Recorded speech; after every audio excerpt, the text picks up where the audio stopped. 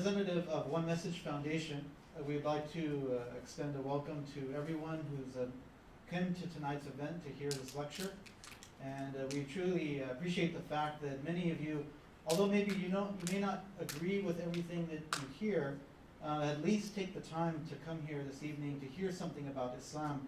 And it's certainly our hope that with the information that will be shared tonight, you will come away with the truth about this religion, and inshallah, God willing, we'll come to understand some of the important aspects of our religion and hopefully clear some of the misconceptions that you might have, or any other questions that you might have. Before we get into an introduction to tonight's speaker, we just have a couple announcements to make. And the first is to those students who are attending tonight's event, and if you're attending tonight's event as an extra credit part of your course, then we would ask that all of you please stay till the very end, especially after the question and answers, because that really is a part of tonight's event. And at the conclusion of the event, there will be a sign-up sheet that will be available. So just please stay for the entire event, and including the question and answers. Because again, maybe there are questions that you might not think of that other persons might ask, and so it's beneficial for you to hear the answers to those questions. So we invite you all to please stay till the very end. Also, just to everybody in general, we would like to make mention of the fact that tonight's event really is a lecture.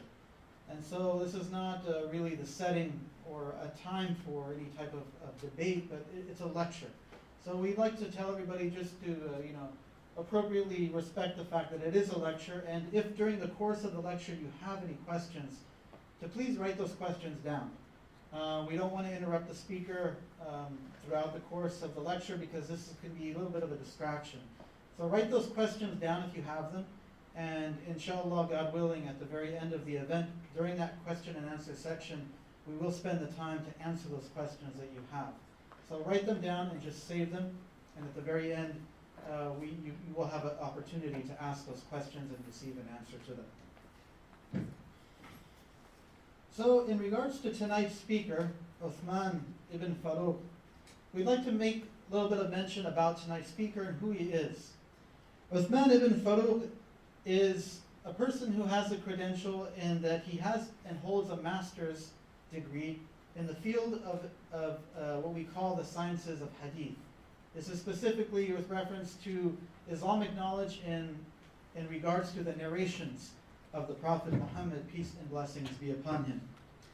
He has also studied under various Islamic scholars and teachers throughout various countries where Muslims are the majority population.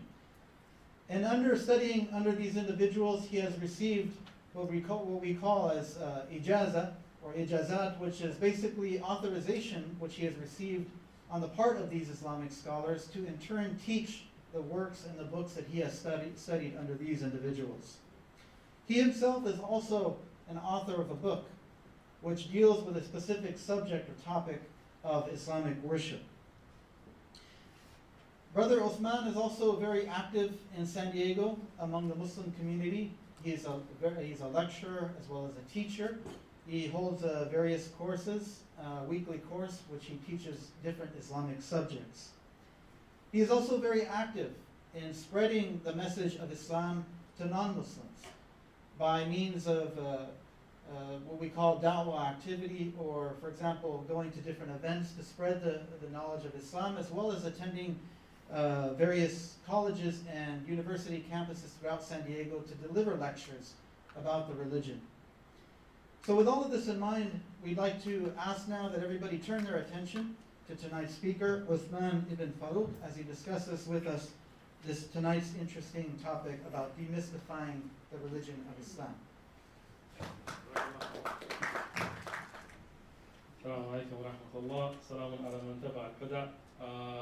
We'd like to begin today with a quick reminder.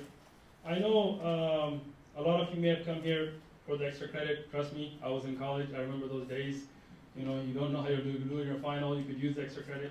But I would like to discuss something which I think is very important and look at the significance of history and our place in history and how this event can actually affect that. If you think back in history, you ever wonder, how could it be? You know, we get fed these news feeds about the past and these massacres, and you know, when you see people rushing in huge crowds to greet Hitler, somebody who's, you know, again, we've been taught about how cruel and insane and, you know, a homicidal maniac of a person he was, and he drove Germany into, you know, almost at the brink of destruction and everything.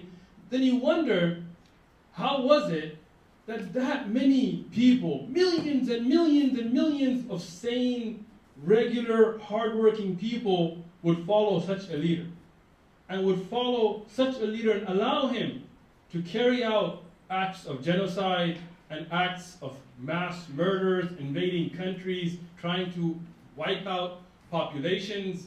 How did people who were men of God even follow such a man and agree with him to be able to bring forth a very common picture that we see? I'm sure everybody's seen these pictures before. How did this happen? I wonder myself, and you know, not to think too far into far-off lands, even if you look at our own country. This is a period that our country went through. Can you imagine? Look at the sign. Who wants to read the sign for me? Somebody. Raise a hand. Gentleman right there at the front. Man, you're racist. How could you even use that word?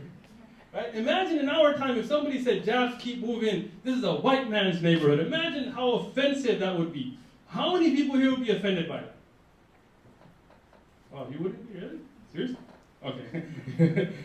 You're going to have to stand the ball with me, and I'm watching you guys. All right?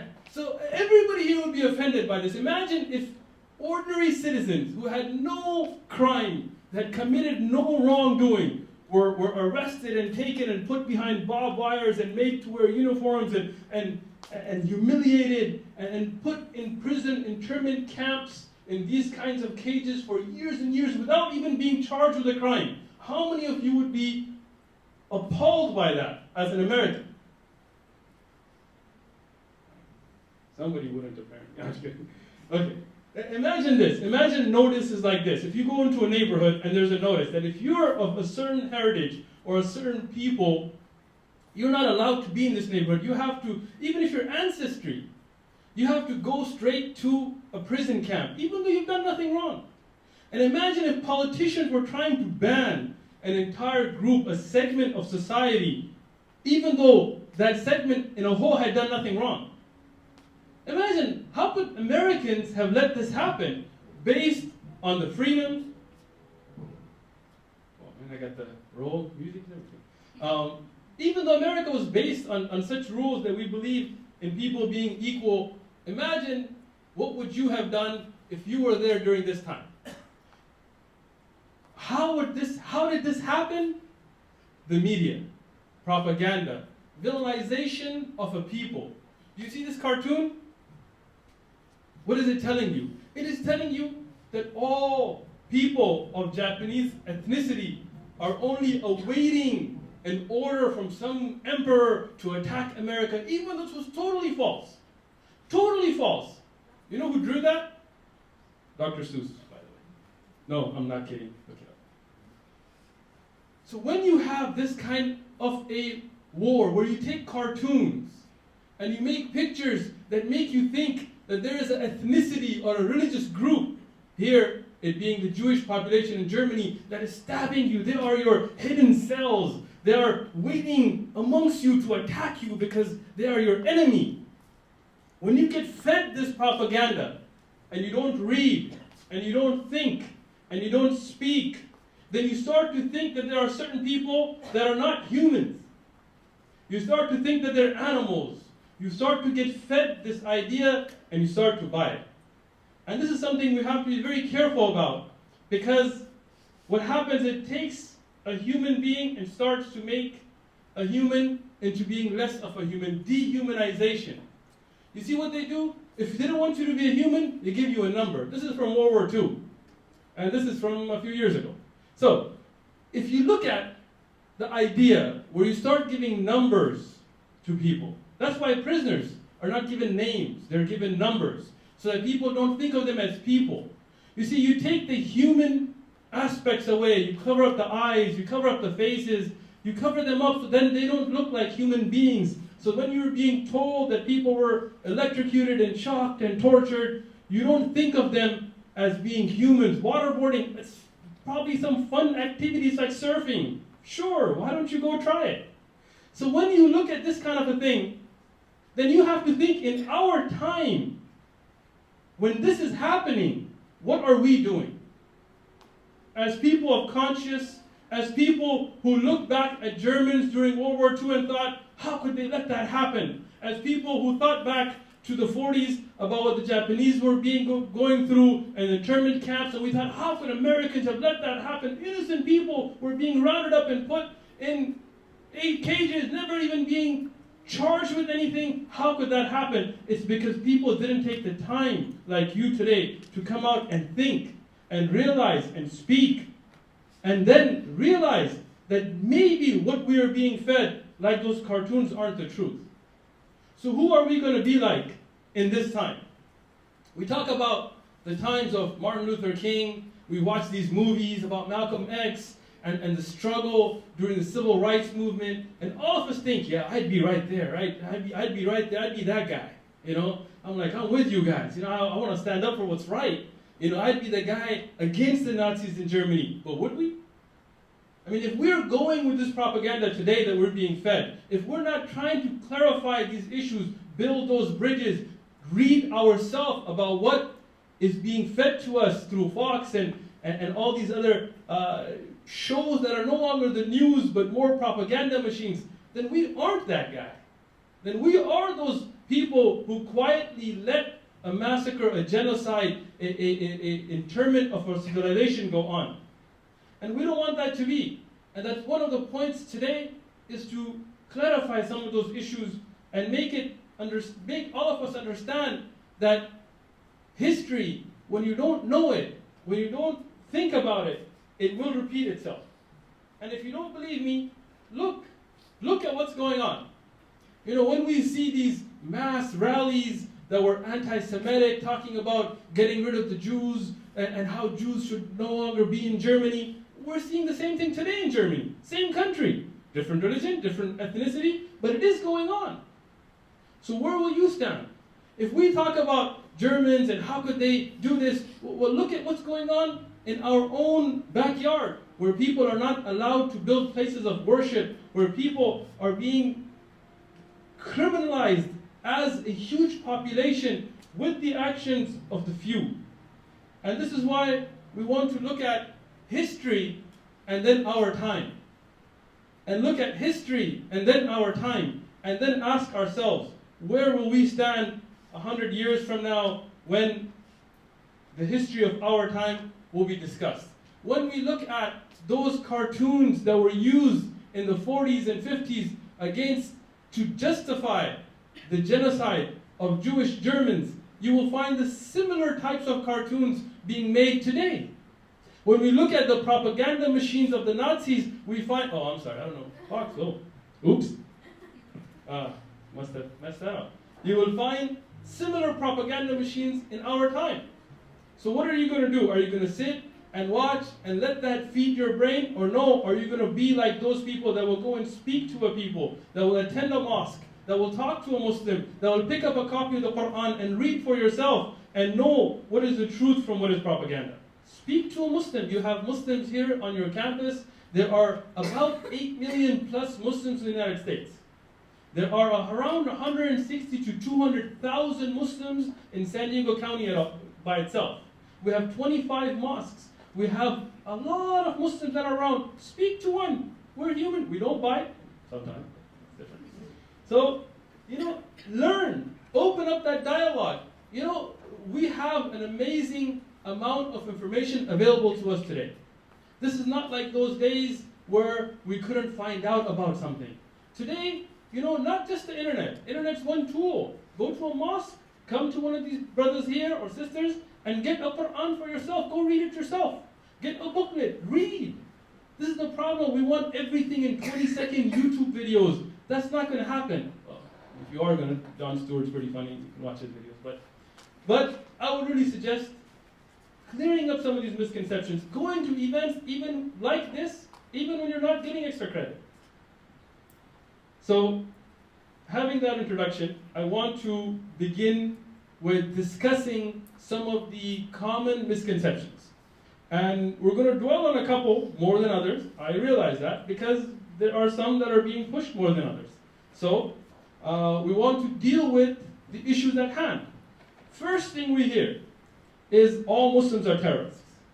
You know, we've heard it. I've heard it yelled at me from people that were speeding away because they were too cowardly to say it to my face. So, you've heard it before. And even major politicians, I mean, you cannot imagine that an elected official in a country like this would make a comment like that, but they have. So, let's talk about this. There are about 1.6 billion Muslims in the world. Out of the around 6 billion people that we have, 6 to 7, almost 2 out of every 6, almost, are going to be Muslim. So if you had almost 2 billion terrorists trying to blow themselves up, I hate to say this, but the world would no longer be. Right? I mean, even if they were taking a couple of guys out, it would be finished. So everybody realizes this is a ridiculous statement. Even if somebody who's racist will make it, they know themselves they're lying. Because not all, right? So when we make this clarification, and everybody who is of sane mind would agree that this is not true, the next thing we hear is, well, maybe not all Muslims are terrorists, but all terrorists are Muslim, right? Every single terrorist is Muslim though, right? Wrong. And I don't want to give my opinion, let's talk facts. So the definition taken, I looked at the FBI definition, it was really long, but so I just used this little one because I don't want to keep you guys too long. The use of violent acts to frighten the people in an area as a way of trying to achieve a political goal. This is the Webster Dictionary definition. You can Google it yourself. I've given the URL here. So if we take that definition of terrorism, trying to scare people through violence to get to a political goal, then you could say Hitler was a terrorist. He terrorized a lot of people. You could definitely say the KKK are terrorists. They terrorized a lot of people, right? You could say the IRA were terrorists. All of those would fall under that. But then you're going to tell me, you know what, no, we're not talking about way back then. We're talking about bombings and suicide things and those kinds of things. We're talking about that. So okay, let's talk about that. Where did modern terrorism, what we would consider a modern phase of terrorism, begin?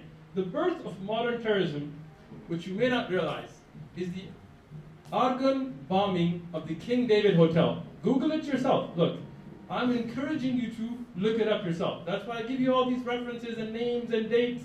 I don't want you to depend on me. I'm just here to open this door to something that you may not realize. How many of you guys knew about this event before coming today?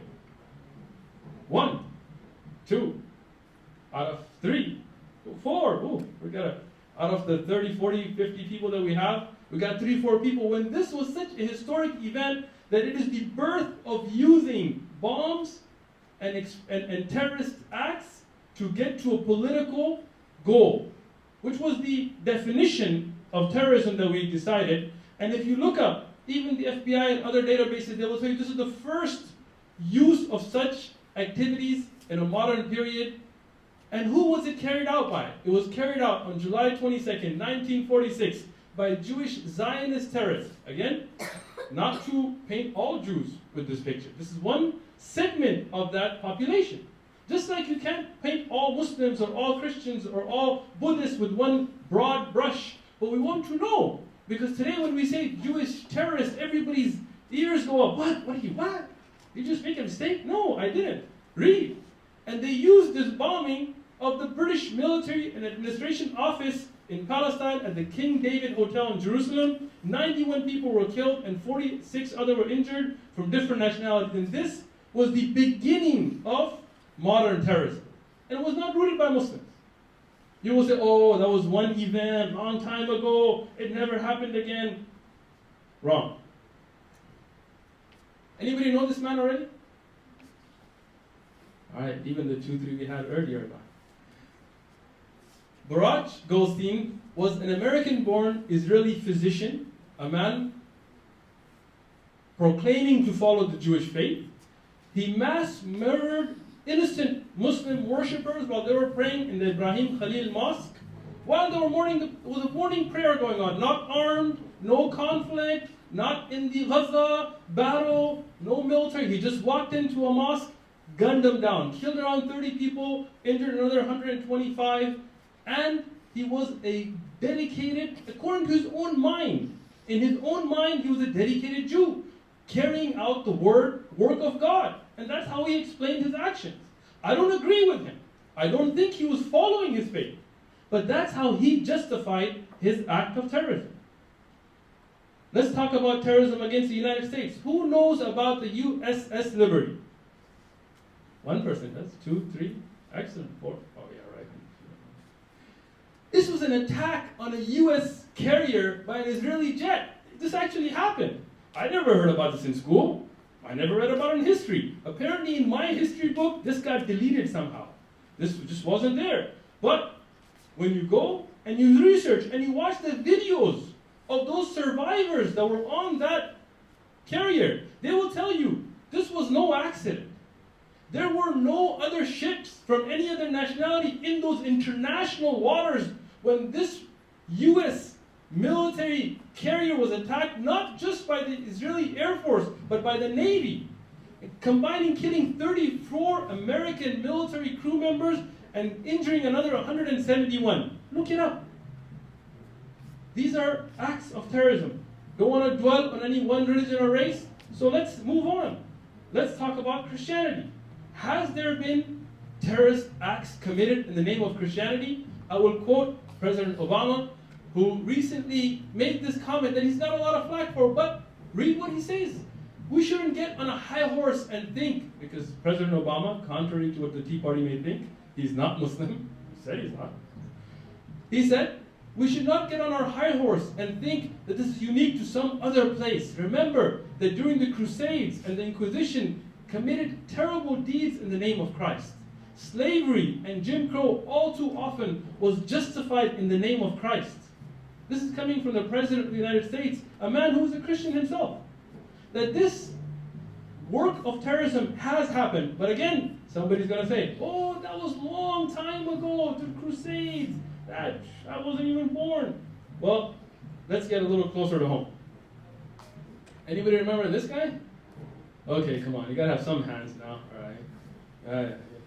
Timothy McVeigh, a man who was actually a member of a church. You know, people are like, oh, he wasn't a religious man. Look it up. His father, his mother, they said he attended churches, and he bombed the FBI building in 1995. Some of you may be a little young at the time, but you were there. It's all right. It's not that long ago. He killed 168 people and injured over 600. According to the US government, and look this up, this remains the most significant act of domestic terrorism in United States history, till today, which was not a foreign plot. A domestic plot, till today, this remains the most significant act. And this is not one person. We can talk about Eric Rudolph, the one who bombed the Olympic Park bomber. He used to go around bombing abortion clinics and what we would consider same-sex, equal marriage centers and other things like that. He was a member of the Church of Israel, which is a church associated with a group called the Christian Identity Movement. If you don't know about the Army of God or the Christian Identity Movement or the Aryan Brotherhood, look it up. You will find out that everything that you see in ISIS and Al-Qaeda is right here in the US. It's just a matter of how the situation is.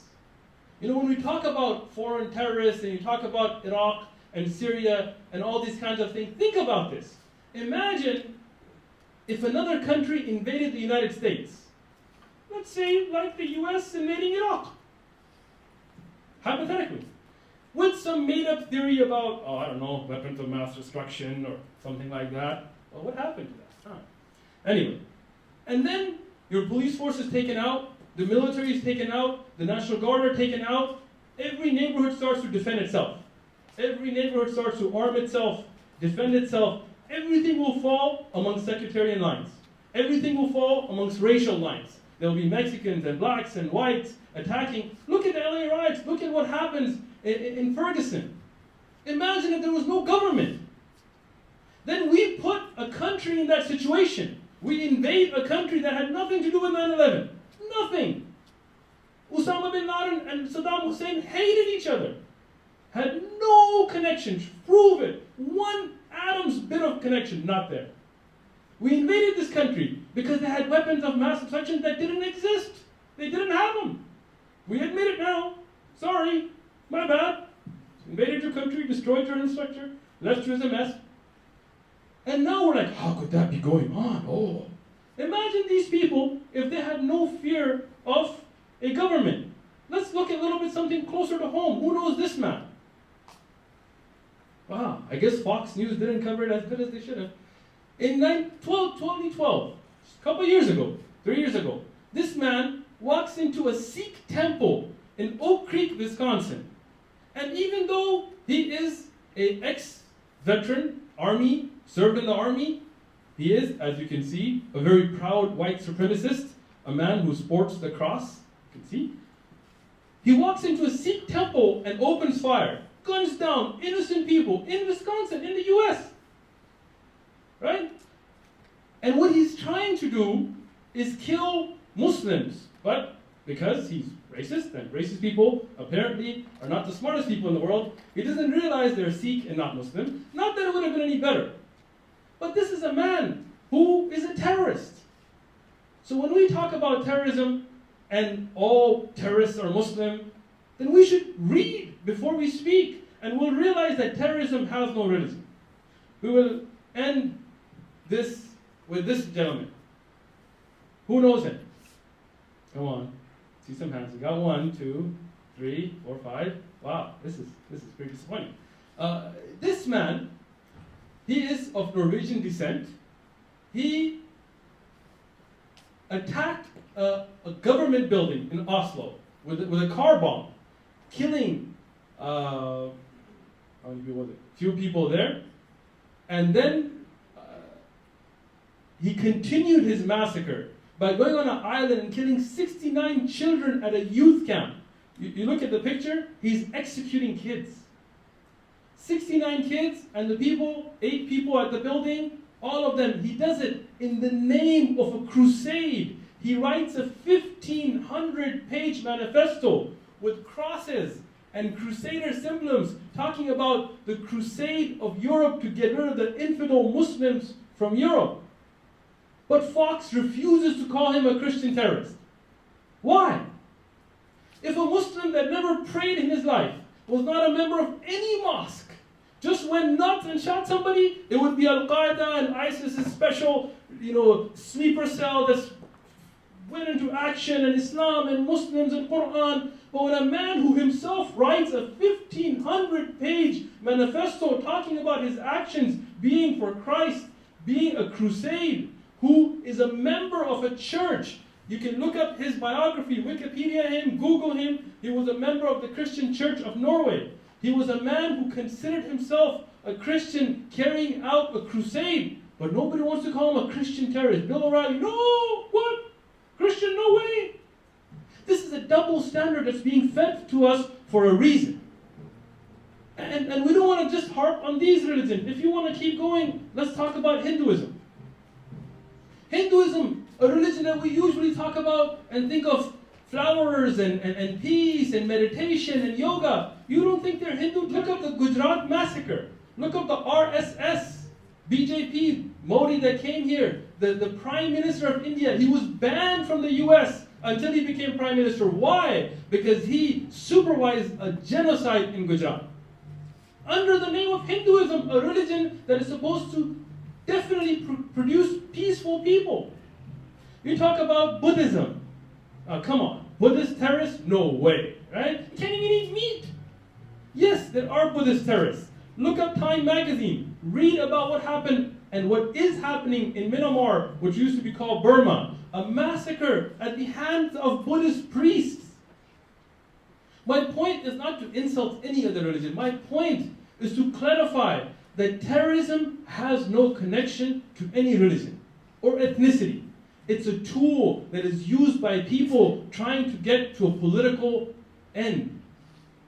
It has been used by people of different faiths. It has been used by atheists. It has been used by the Red Army, which was an atheist Japanese terrorist organization that let out nerve gas in the subways in Japan.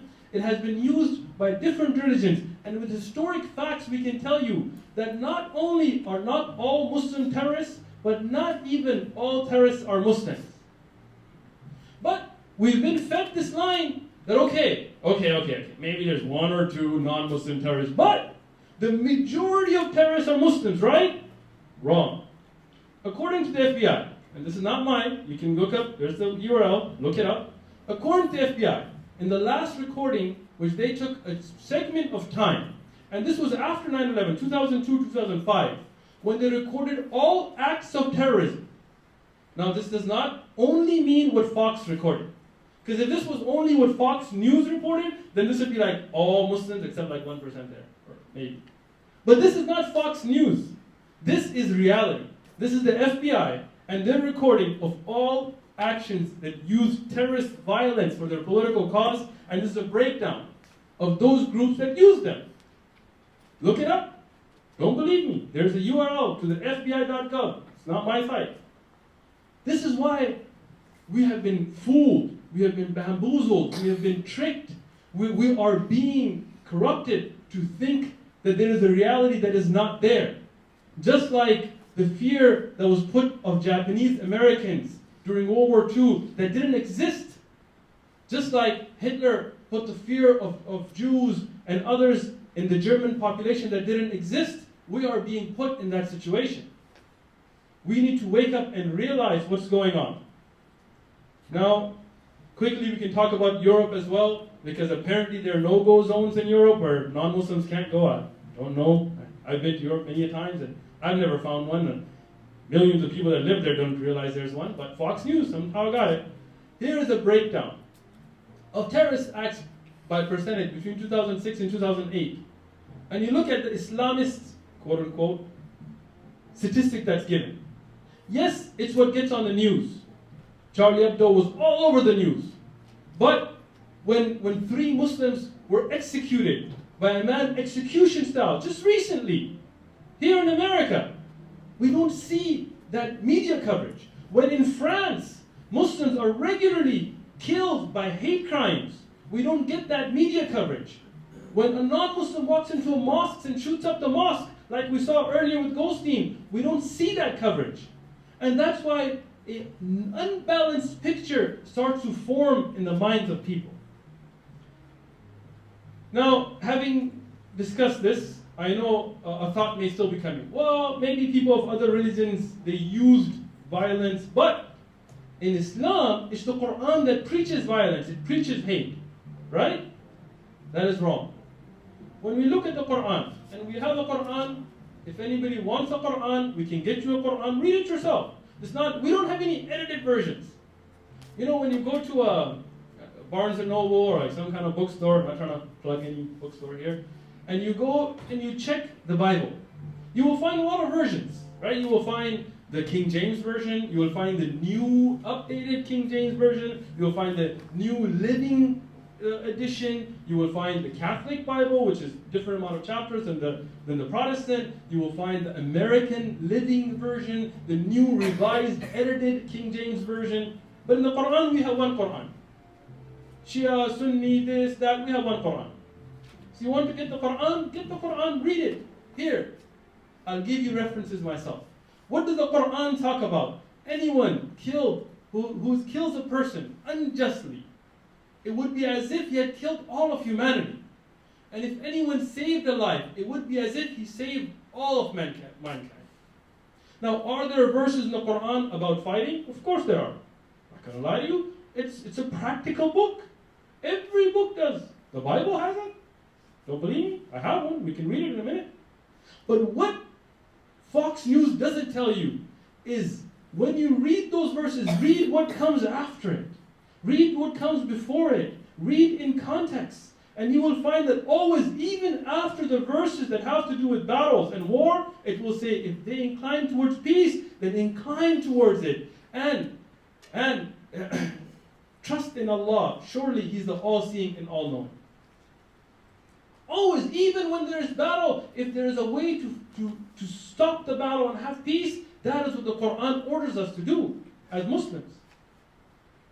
Now, somebody may say, oh, but there are battles and talks of killing and stuff in the Quran. So, just so we don't have any misconceptions, here's the Bible. I didn't print it. Somebody gave it to us somewhere trying to convert us. So, Isaiah 13:14, verse number 21, prepare slaughter for his children because of the iniquity of their fathers, lest they rise up and possess a land and fill the trace of world with city.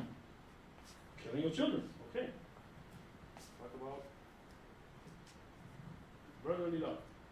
And Moses stood in the entrance of the camp and said, whoever is on the Lord's side, come to me. And all the sons of Levi gathered themselves together to him. And he said to them, thus say the Lord God of Israel, let every man put his sword on his side and go out and from the entrance throughout the camp, and let every man kill his brother, and every man kill his companion, and every man kill his neighbor. So the sons of Levi did accordingly, and to the word of Moses, and about 3,000 men of the people fell dead that day. Now, does this mean that Christians are ordained to do these kinds of actions? No. I'm not saying that at all. But can you take any religious text and take verses out of context and justify killing? Yes. Has it been done by the Bible? Yes. Google it. Hitler used the Bible in his speeches. This is what the President Obama said. Even when we looked at slavery, the Bible was used to justify slavery, even though it goes against the teachings of Jesus, peace be upon him. So, we want to be fair when we talk about religious texts. We want to admit that every religious text can be and has been misused in the past, including the Quran. Misconception number 2. Muslims hate women. And for the Muslim women here, this may be surprising, but apparently this is something that we hear all the time. Muslim men hate women. I don't hate women. I love my mother. She's here. I love my wife. I love my kids. But we hear this. And when we talk about the fact that we don't, we hear, well, maybe they don't hate women, but you force them to wear that thing. I don't know what that thing is, but you make them wear this thing. So we wanted to talk about the hijab. And this is a covering, and you will see many of the Muslim women here wearing it. And if anybody's being forced to wear it here, leave now, go to like a police station. You're in America, don't. But I guess not. So there goes that. But let's talk about it. I'm going to play a little game here. And I got prizes. Isn't that cool? I don't want to throw up the love. I'm going to get somebody. Baseball is not my skill. So. My quarterbacking days are over before they started. So whoever answers correctly will get a prize. We're going to guess religions here. This one's a pretty easy round, okay? See, we're going to get candy. This is going to be funner than we thought. Right? I have to call on you. Let's start with the first one, which is on your left. What religion do you think those women are? Yes, you are there. Islam. Excellent. You get a prize. They are Muslims. Oh, sorry. I gave that one away. Oh, come on. It's Mother Teresa. Everybody knew it anyway. All right. The middle one. The lady in the back. Yes. Yes. Huh? The middle one? All right. Next. Gentleman in the back. Oh, man. I can't believe you guys don't know what this is. Yes, you're right there. Christian, she is. This is Laura Bush. This is President Bush's wife. She's a Methodist Christian. And the last one is Muslim. All right, just because that didn't go as smoothly as we thought, we're going to have a second round. Ooh, more chances. All right, guess We'll start from this one, I think, because I messed up the last time. A lady in the back. Orthodox what? Jewish? Yes, that is correct. To the surprise of many people, this lady is Jewish, and there is a reference, in case you don't believe me, you can look up. This is a form of hijab which includes covering the face that is utilized in some sects of Judaism. The middle lady. I can't get that one wrong, right? Oh, come on, this is so easy. Where are the hands? The one in the middle. If you're wrong, we don't take any points away. What a great test this is, right? You wish your chemistry final was like this. Not you two. Okay, Idris, you can do it. Yusuf, you were there before. Not Christian. Anif. Yes, sir. It's okay. Anybody else? Alright, since you guys are all on. Alright. Not Buddhist. I can't see a hand. I hear an answer. Okay. Go ahead. It is. You are correct. She is Jewish as well. There's the source. Time magazine. Alright. Last one for this round. Lady in the blue. Yes. Huh? Yes. Muslim. That is correct. See, you guys were expecting another foreign religion. I gotta keep you on your toes. All right. Last round. This is the final round. We'll start with the lady on the right.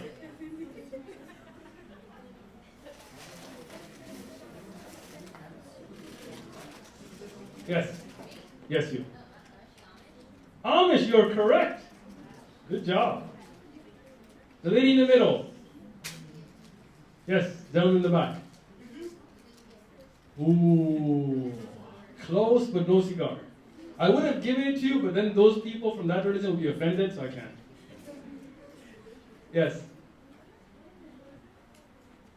Quickly. Sikh, that is correct. She is a Sikh lady, which is not a part of the Hindu faith, it's a separate faith, but they also practice the covering. The last lady in the blue, yes. Hindu, that is correct.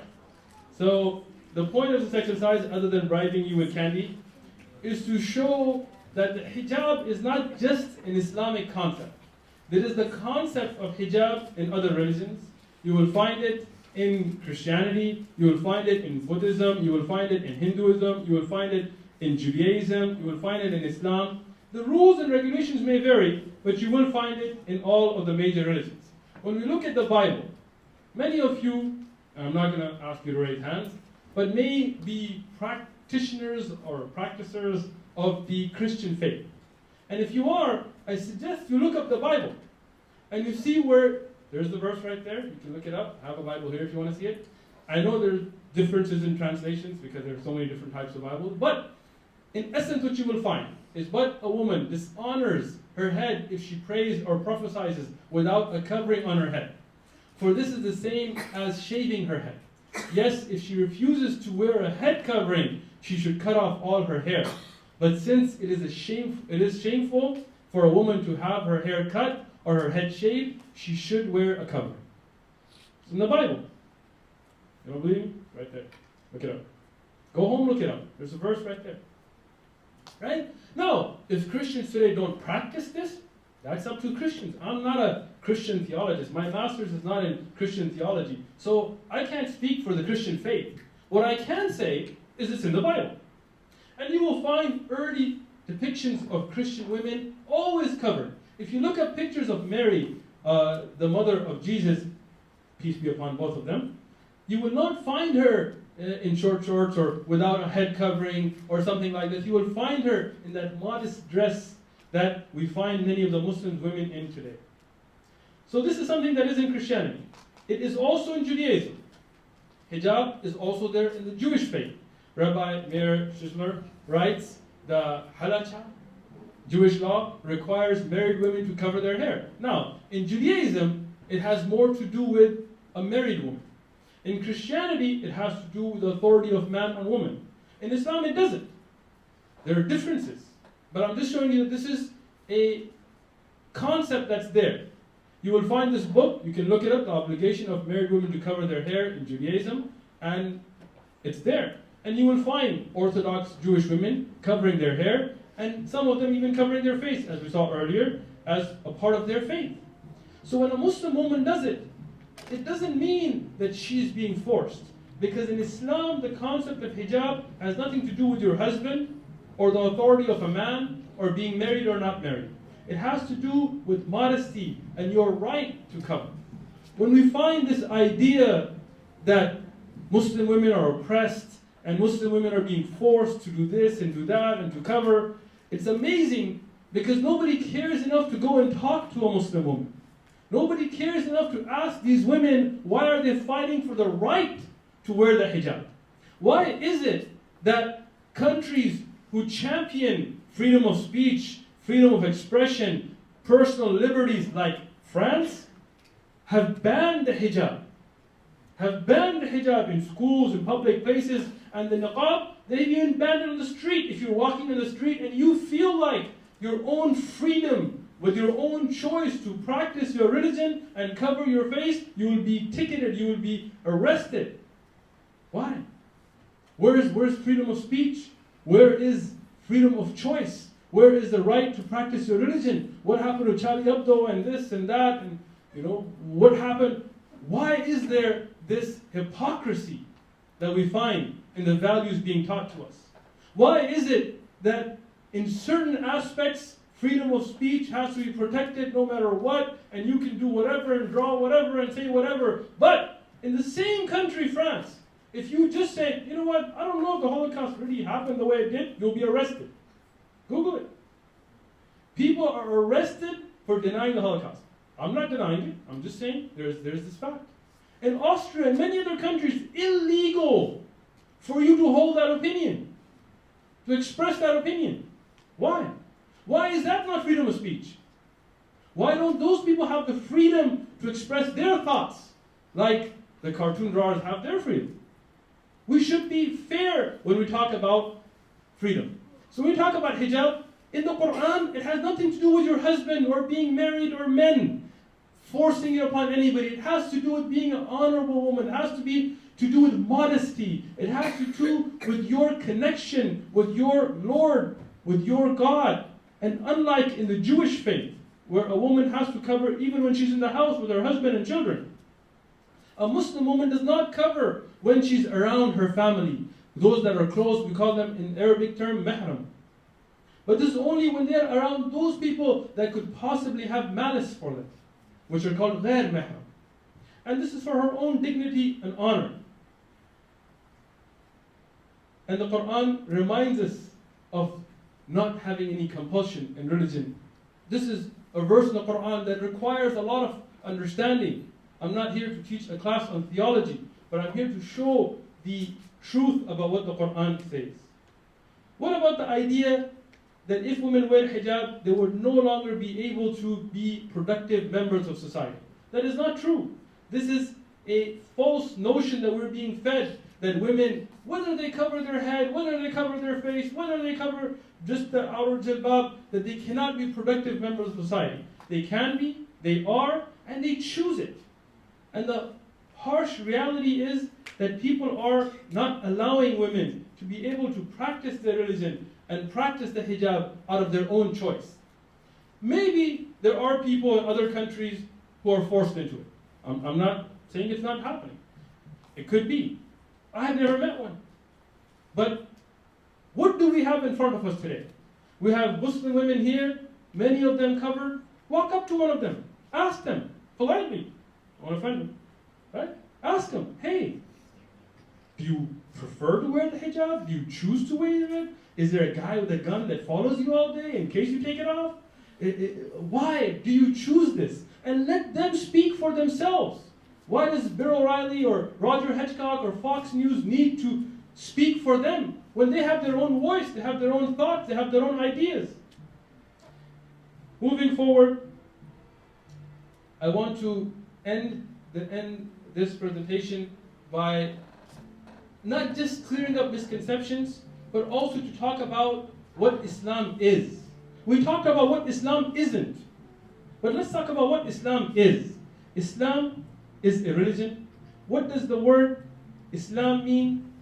We'll talk about it from a practical perspective, from a linguistic perspective. As those of you who know Arabic language, and maybe you're studying it, you know Arabic is a unique language. Most Arabic words, they will go back to a 3-letter root. Other than some ruba'i, almost all of them will go to thalathi, right? So if we take the root word back, aslama is where the word Islam comes from. Aslama is to surrender or to give yourself up, meaning that you put yourself in the way that your Lord chooses for you. You surrender yourself to what your Lord or your Creator knows is best for you. And aslama comes from the root word of sin, lam, mim, salam, which is the word for peace. It is what the word salam or peace comes from. And that is the tying together of the word Islam with peace. It is a submission, inner and outer, to our Lord, our Creator. It is not named after any man. This is a very important point to understand about Islam. When you talk about Christianity, it is named after, oh, this week I'm not giving candy, nobody's answering now. Christ. So before there was Christ, right, you couldn't go in the time of Moses and tell somebody, you're a Christian. Like, what? Right? Before you had Judah, you couldn't have Judaism. Right? If you look at this Confucianism, it's named after Confucius. So before Confucius was born, there was no Confucius. Islam is not named after anybody. We are not Muhammadans. We are not named after anybody because we, as Muslims, believe that we're upon the same religion that Abraham was upon, that Noah was upon, that Moses was upon, that Ismail and Ishaq and all the prophets, Jesus, peace be upon him, the religion that he was upon is the religion that we are upon. The way he prayed, as described in the Bible, putting his head to the ground, that is how we pray. We may not agree with everything that you find in King James's edited English version of the Bible you see today, because we don't believe King James had the right to edit and update and translate and do what he likes to the Bible.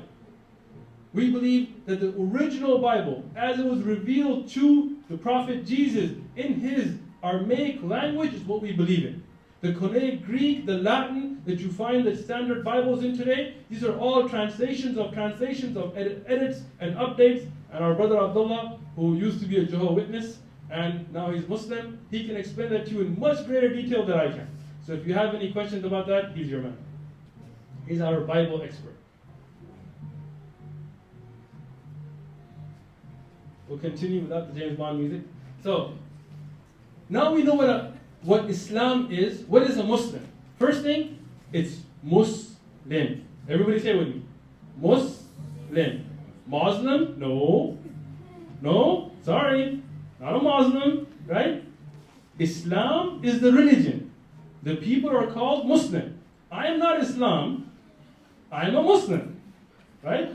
Just like somebody from Mexico is not Spanish and they don't speak Mexican.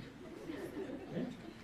I'm serious, right? If you go to Mexico and you're like, oh, you're Spanish. He's like, no, I'm Mexican. Do you speak Mexican? No, I speak Spanish. So people come up to me, are you Islam? No, I'm just a person. I'm not Islam. I follow the religion of Islam. Oh, you believe in Muslim? No, I am a Muslim. I believe in Islam. Let's just get that clear. Because till today, every news outlet, Muslims, those Muslims, come on, man, just get this right. Muslim, it's not that hard. Muslim. 2 syllables, right? 2 syllables. Anyway, what is a Muslim? A Muslim is the one who submits, who performs that action of giving up themselves to their Creator. What does that mean? It doesn't mean you give up life. It doesn't mean you don't get married like priests and then sit in seminaries, little boys. It doesn't mean that. What does it mean? It means that you say that my Creator, my Lord, the one who made me, the God that created everything, that Creator knows best. So when He tells me, don't drink alcohol, I'm not going to drink alcohol. You know, as fun as that may seem, I realize that my Creator understands better that this has harms that outdo good. How many of you have known somebody that died in a drunk driving accident or has been in a drunk driving accident? Right? Imagine. Come on, be truthful. Yeah, raise your hand. There you go. Imagine that person, he didn't plan to kill somebody that day. But the number one killer in America, drunk driving. Well, why is it? You have a question? We'll save it until the end. We'll get to it. So, why is it that we don't realize that those laws that God sets for us are for our own benefit? That is what a Muslim is. And when we look at the word Muslim, it is not something that started with us. The Quran states that Jesus said, we are the helpers of Allah, we believe in Allah, and we bear witness that we are Muslims. So we believe in the same way as Jesus. This is our belief.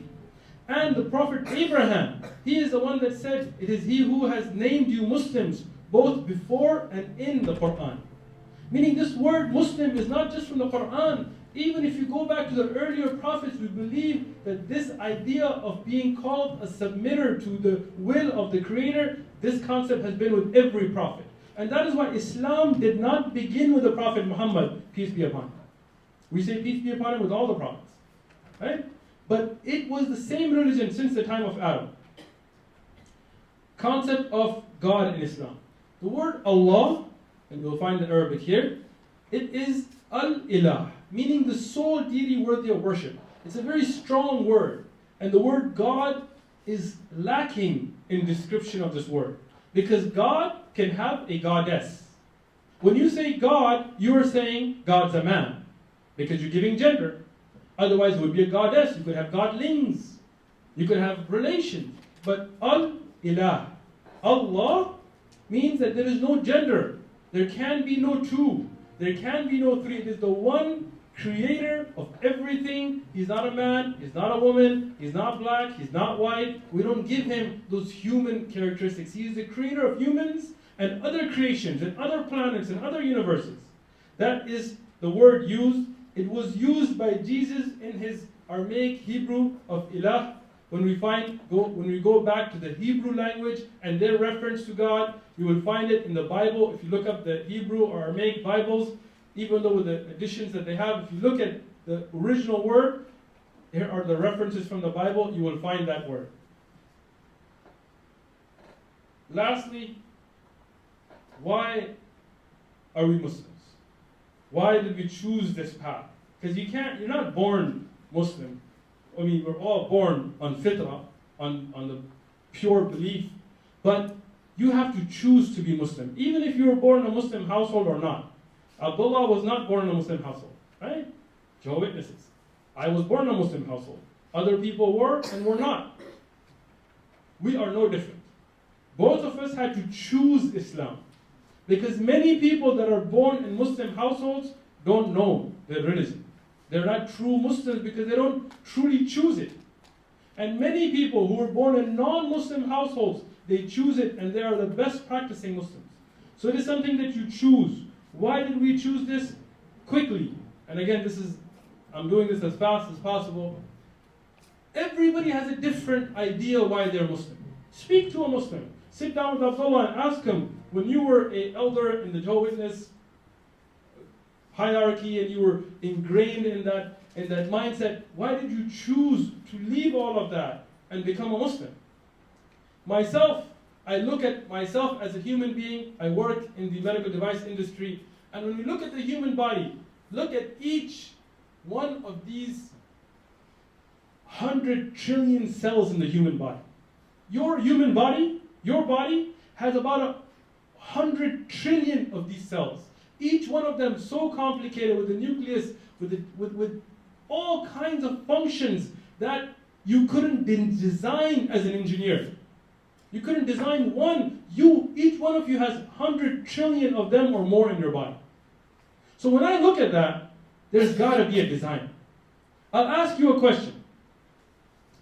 If I asked you, and because we're not doing a question and answer, just raise your hands.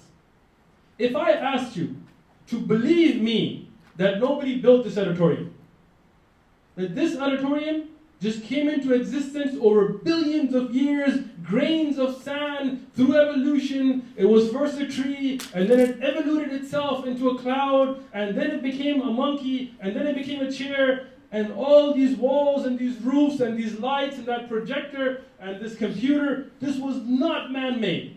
No engineer, no technicians, no IT staff, all of this entire room and everything in it came into existence by itself.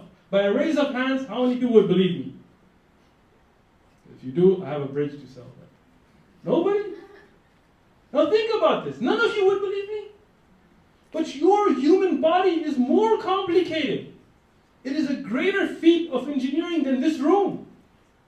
You, with your eyes that see, with your ears that hear, your nose taking in oxygen, giving out carbon dioxide, plants doing the opposite to keep the balance of life.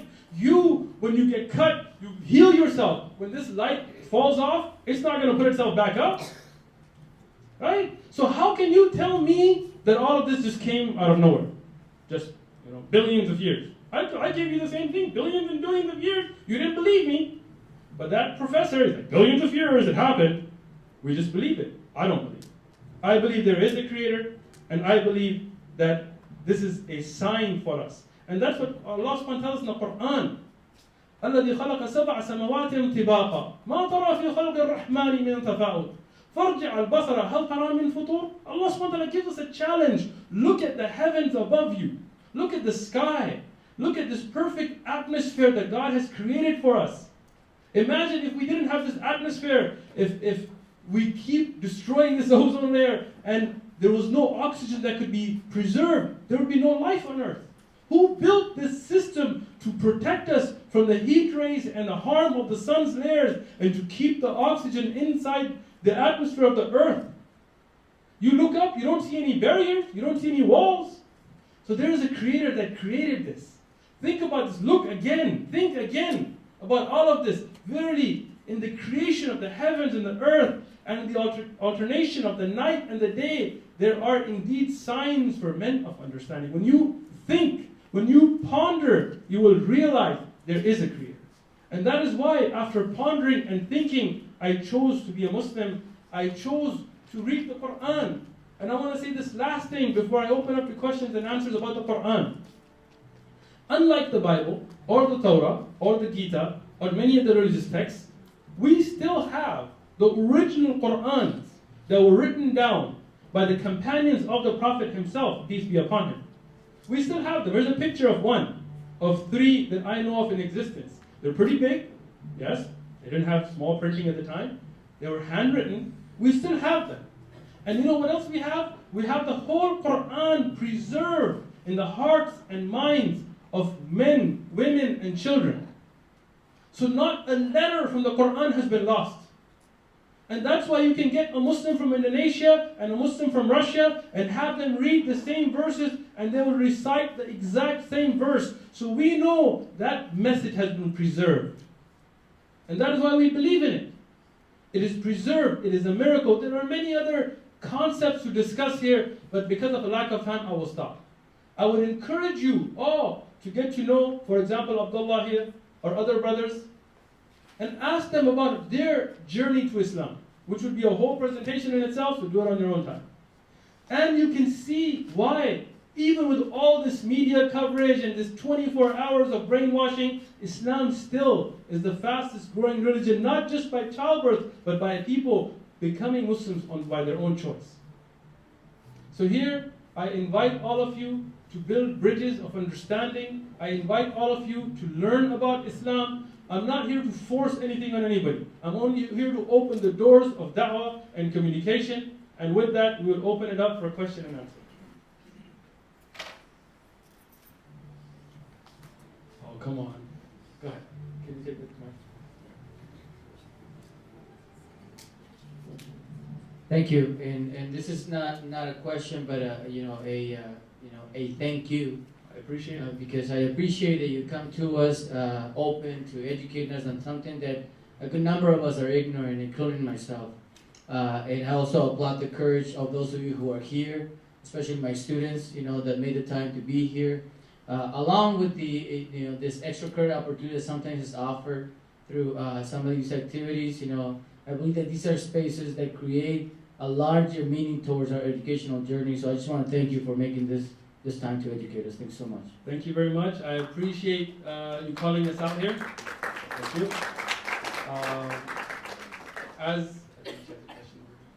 But I just want to say a thank you back. I appreciate those professors who have the insight and the thinking to encourage these kinds of dialogues. And I think these will be the people, the silent heroes in history that will have prevented many clashes of civilizations by this openness and understanding. We all need to respect each other and views and learn, and that will lead towards a better society for everyone. Yes? Okay, so Islamic faith and Christian faith, they overlap about 92%. Everyone. I haven't done the math, but okay. You must be a math major. Being sarcastic. I understand your question. Let me address it, and if I don't address it properly, you can follow. As Muslims, we obviously realize there are other faiths in the world. Even if there's 1.6 billion of us, there is 4.4 billion others who follow other faiths. A part of the Islamic faith is to protect the rights of people who want to follow a particular faith. How is that? In the Quran, as we read from the verse earlier, there is an ayat that mentions there is no compulsion in religion. Obviously, there are laws that are enforced in every society, right? But you cannot force somebody to become a Muslim. What is a Muslim? Again, somebody who submits themselves, right? Who with their heart and their tongue and their actions, they bring that belief into their life. Now, if I was to take a gun and put it to this man's head, because my friend, that's why I'm playing with him, I want to scare him to be real, right? And I made him forced to pray. In Islam, that prayer is not accepted. Because the Prophet, peace be upon him, he said, إِنَّمَا الْأَعْمَالُ بِالنِّيَّاتِ, that every action is based upon your intention.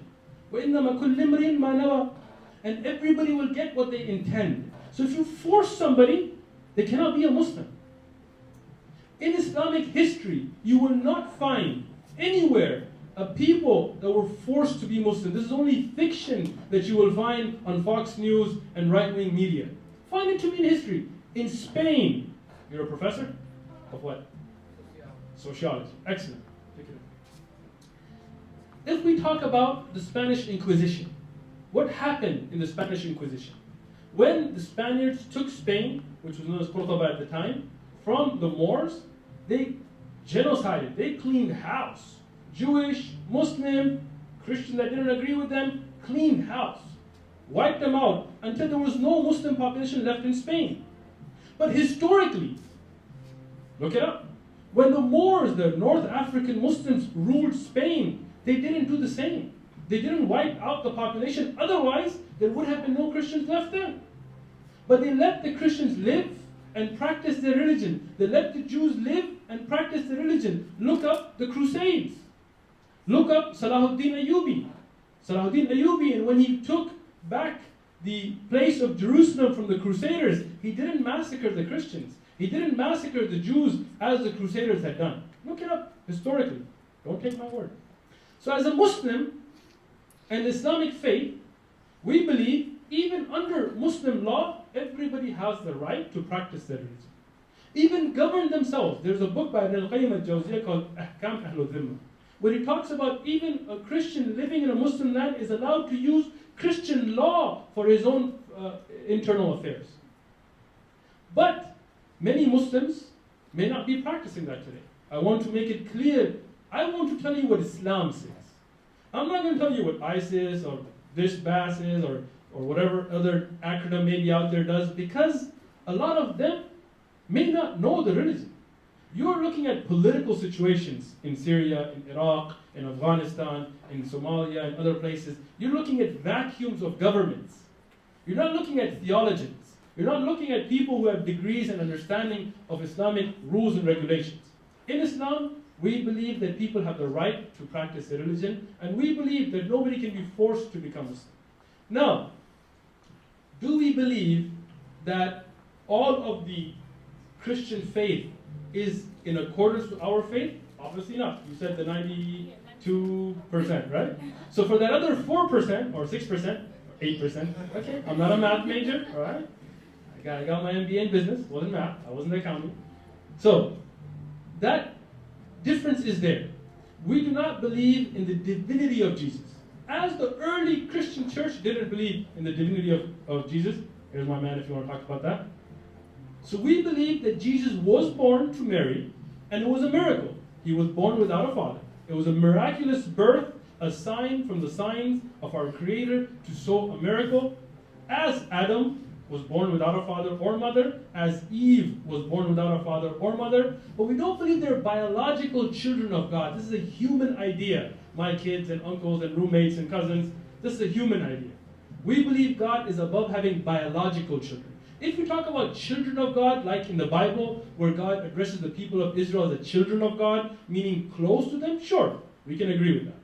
Like you go to a priest and you're like, Father, I have sinned, or whatever, right? You don't really mean he's your father. Like, you're not going to come home and find him at the dinner table, right?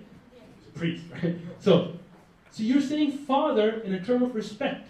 And he may turn to you and say, son, do this. Hail Mary, this, right? Well, he doesn't mean, son, how's mom, man? No, he means son in the sense that of endearment. In that way, if you say that God is a father in a term of endearment to the people of Israel or all children of God, we could go with that, right? But if you mean that a biological child, we don't go with that, right? So we have our differences, and we respect our differences, and we allow people to practice their religion, and we ask to be able to practice our religion. Any other questions? I have one more question. Go ahead. I'll wait. It's okay, go ahead. All right, so, We'll get you the mic so you can hear. because my makes me nervous, but okay. Just take a deep breath. As a Christian, Think we're all carrots or something. as a Christian, we believe in Christ. Excellent. And I understand that one of the differences between Christians and Muslims is that Christians don't believe that Muhammad was actually the prophet for the Islamic faith, correct? Am I correct? Yes? That is correct. Christians that's do not correct. believe that, otherwise they'd be So, Muslim. do Islamics, and do you guys believe that, so you guys believe in Jesus and all of that, you guys just don't believe that biologically he is his son because God is not a human. Excellent. So, why don't Christians believe that Muhammad was a prophet? That's a great question for Christians, right? Again. I mean, like, I know there's like two counter arguments that say one, Sure. Go ahead. What's the counter I argument? know it's a long, I don't know them, I'm okay. asking you. I know it's a long list of why, but. Excellent. So one thing is, I believe everybody should speak on behalf of what they know best, right? So for me to stand and speak on behalf of a Christian population would be as ludicrous as Bill O'Reilly speaking on my behalf, or Fox News, or anybody else that's on Fox News. This is a question. So I'm not going to speak on behalf of the Christian population. They may have their own reasons not to believe in the Prophet Muhammad, peace be upon him, even though, if you ask Abdullah, he was a Christian, and he accepted the belief that Muhammad, peace be upon him, is a prophet, as Jesus, peace be upon him, and those before him were prophets. And there are signs in the Old Testament and in the Bible that point towards a comforter, a prophet coming, and we believe that was the Prophet Muhammad, peace be upon him. But people have the right. If people don't want to believe, they have the right. Why they don't want to believe? That's their own personal choice. Maybe there are social pressures. Maybe there are other issues they don't want to give up. So that's a question you can really take to a Christian population and ask them, hey, why don't you believe in the Prophet? Because I do, so. All right, one more question. Okay. Okay, sorry. One more question. I forgot to ask. We'll come back, don't worry. Gentleman in the blue hoodie.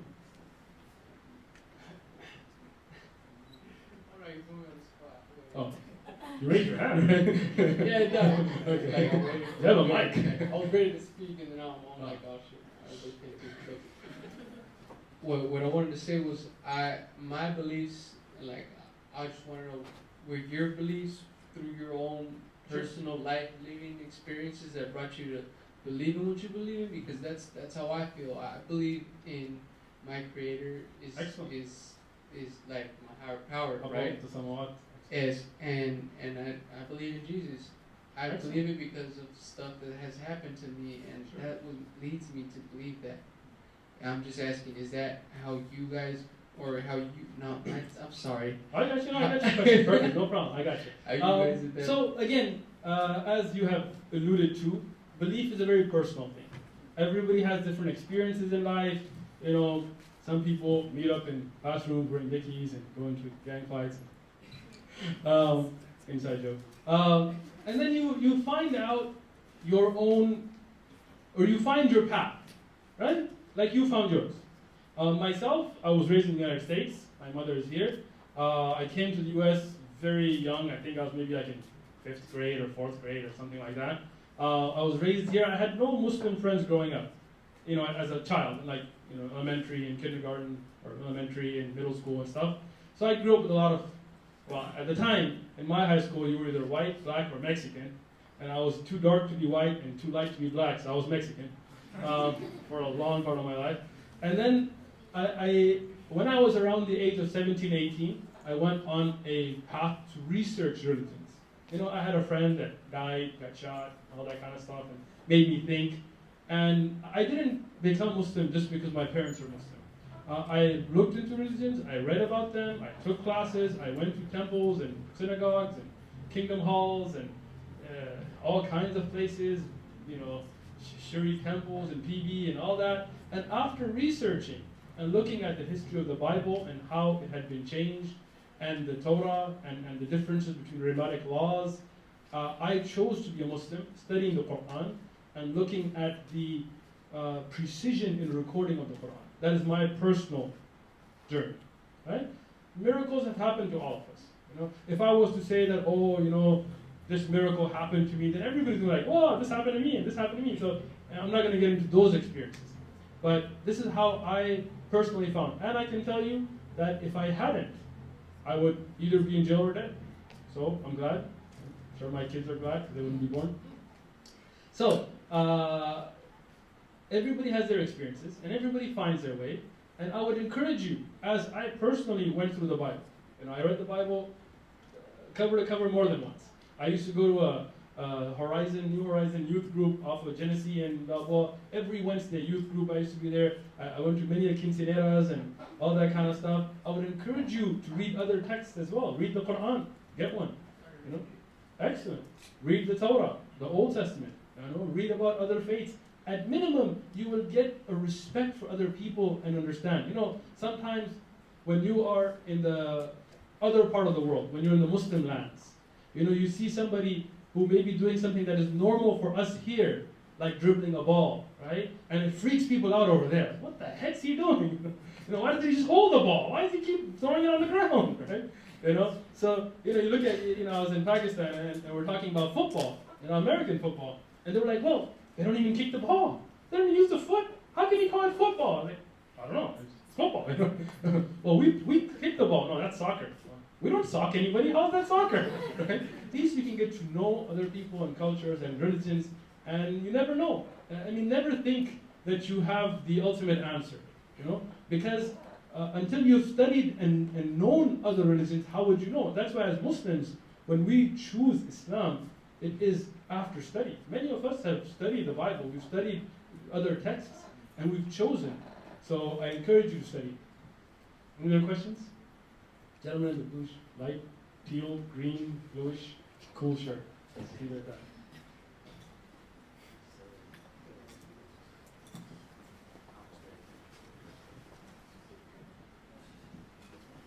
Do the beards represent anything?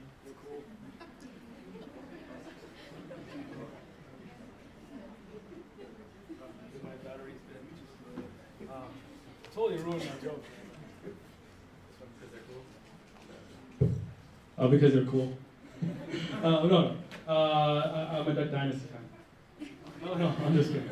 Okay, so the beard do represent something. Hair on your face.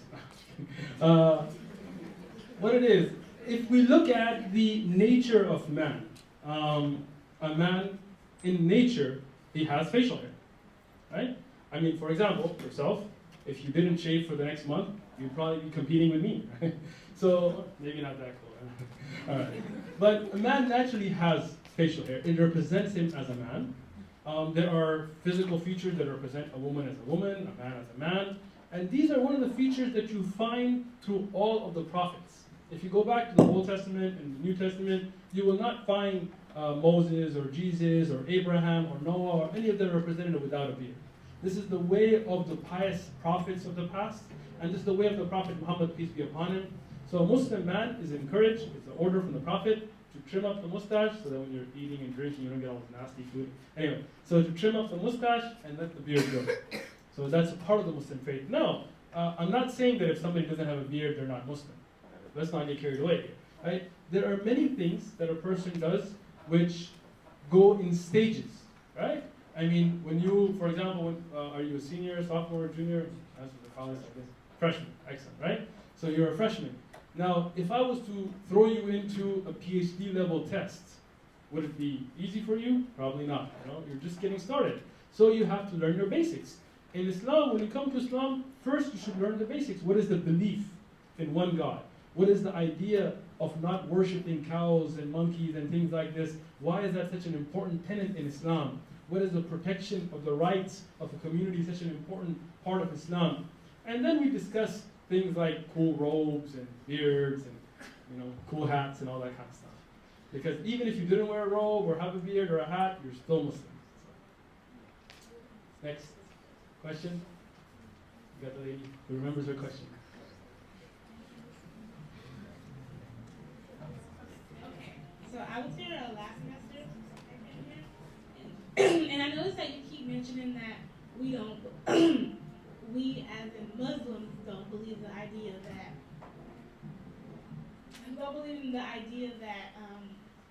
Christ is, Allah, God's son.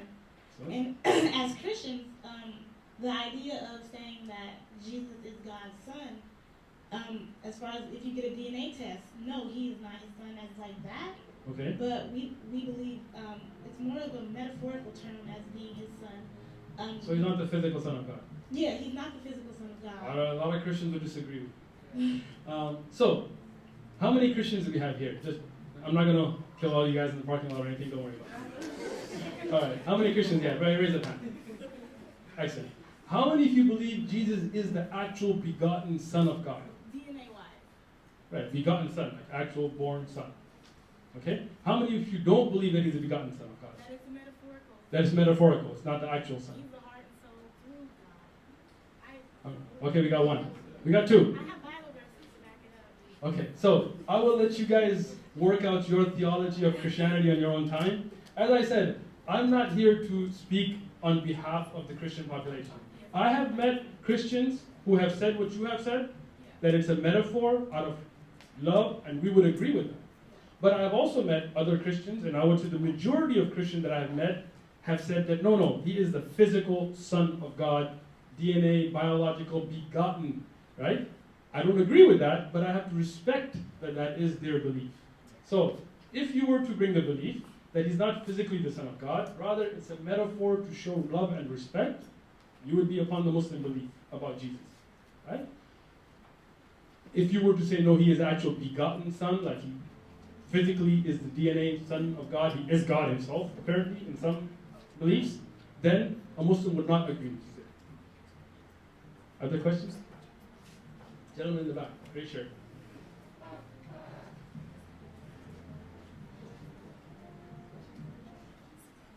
Yes, how you doing? How you doing? First off, I appreciate the presentation Thank you. because this is something I've been dealing with and thinking about for a long time. Because, like you say, the media does control the minds of the masses, True. and it's something that goes on in my head a lot.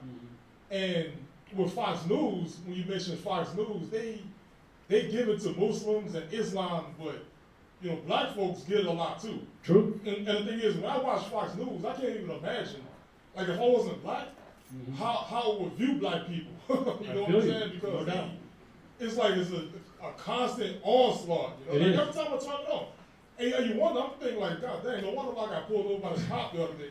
No doubt. Because look what's on the news. Fox News. So it's so my question is, what is a good counter to the Sean Hannity's and the Bill O'Reilly? I mean, they do their reporting and stuff like that, but they never report the, they never give like the good side or the opposite. They always talk about how blacks are thugs and all this, but you never have the opposite of that. You never talk about blacks graduating from school or, you never see the good side. You know, same thing with Muslims and Islam. I totally agree with you. What's a good counter to that? Great question. Before I answer the question, I want to express further agreement by the fact that, you know, I was listening to, I think it was Bill O'Reilly or Roger Hitchcock or some racist right-wing guy, and, you know, he was talking about the man that was shot, the African-American man in New York, while he was restrained. He was shot, right?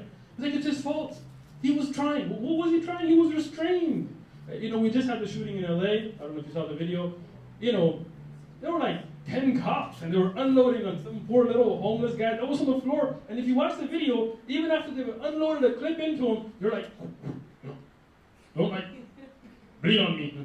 There was a man, an African-American man, that was arrested and charged with bleeding on an officer after being assaulted. Well, I'm glad you think that's funny. No, this is so true. I'm just kidding. It is so true. Google it. A man was arrested for destroying government property because he was bleeding on an officer's uniform after being beaten and assaulted while being inside of jail. So when we see these kinds of things, we realize that the struggle for the African American rights, it's not finished. It's not done. Just because we got Obama in the White House doesn't mean you're done. Look at Ferguson. Look at all over. Another point I want to make is a lot of our neighbors to the south in Mexico. When we look at a lot of them, they get a really bad rep too. You know, if you look at how Hispanic Americans or Latinos are represented in the media, they're all represented as illegals and taking jobs. I want to see Bill O'Reilly pick cherries for $2 an hour up to $5. He's not doing it, right? So it's not just Muslims. People have been made scapegoats. People have been smeared by bigots like Fox and others for centuries. You know, if they didn't have cable Fox channels, they had the German radio shows, right? What is the alternative? Unfortunately, I can't give you any mainstream alternative because those alternative voices that speak the truth get muffled. I don't think Hitler was very good about letting somebody go, wait a minute, are you sure you need to make those camps and things? You know, right? If somebody comes out, and you can watch the O'Reilly show and you can see how he yells down people. To me, the only news that I think is worth watching nowadays is Jon Stewart, and he's a comedy show, so unfortunately, that's the situation we're in today.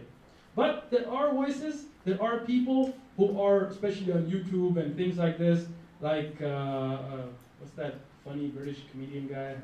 Austin guy. Russell Crowe. What's his name? Yeah, whatever his name is. Democracy Now!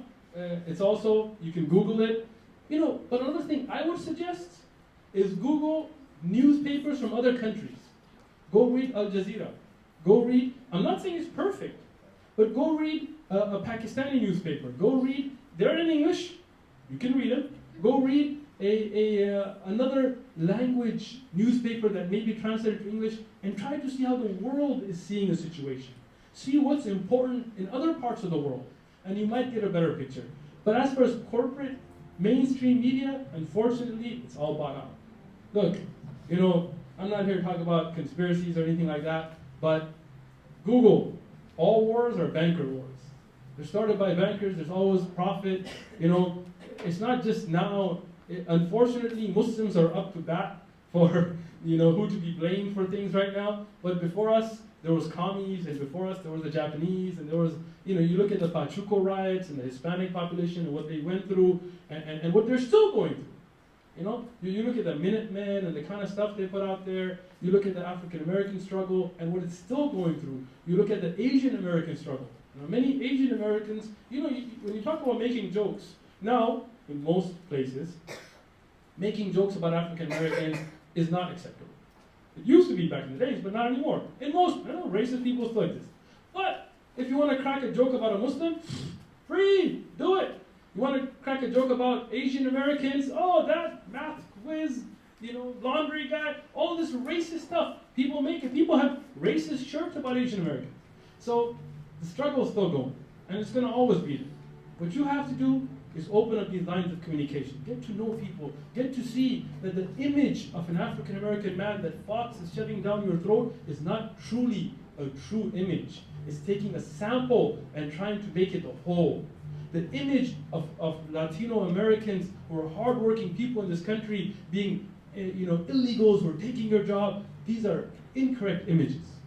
And this image of Muslims being these crazy, bloodthirsty terrorists that are cutting off heads, these are incorrect images. Look, ISIS and all this, they are students of our foreign policy. There's a reason they have them in cages, because we had them in cages. You don't think we did executions? Go look up Abu Ghraib, the prison with the torture, and look up the pictures that you didn't see on the news. There's a lot more than what you saw. Those little pyramids of naked guys, that wasn't the extent of what went on. So we should realize, we shouldn't be blind to the fact that a lot of this is because of our own doing. And if we cannot look at ourselves, look at President Obama, he made that statement, and Rudy Giuliani or whatever came out, he said, he doesn't love America. How can you tell somebody they don't love America because they're saying, hey, let's look at our own history before we start pointing fingers? Who are you to judge who loves America and doesn't? So don't let this bigotry stop you from portraying a positive image and portraying what is right and researching Democracy Now! And listening to that, Al Jazeera or other news sources and learning. And most of all, talk to people. Communicate. Come by the mosque. Go by a church. Go to a synagogue. Have some hummus or whatever. All right, next question. No more questions? Oh, okay, you have a question. Before you make your comment, I wanted to make a comment myself. When we talk about hate crime, there are going to be Christians, there are going to be Jews, there are going to be Buddhists. The best thing is to build a future where we can work together and understand and learn. Thank you very much.